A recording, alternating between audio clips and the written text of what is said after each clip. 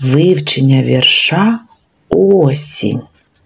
В парках і садочках, на доріжки й трави падають листочки, буро-золотаві. Де не глянь навколо, килим кольористий, віти напівголі, небо синє, чисте. Метушні немає, тиша й прохолода.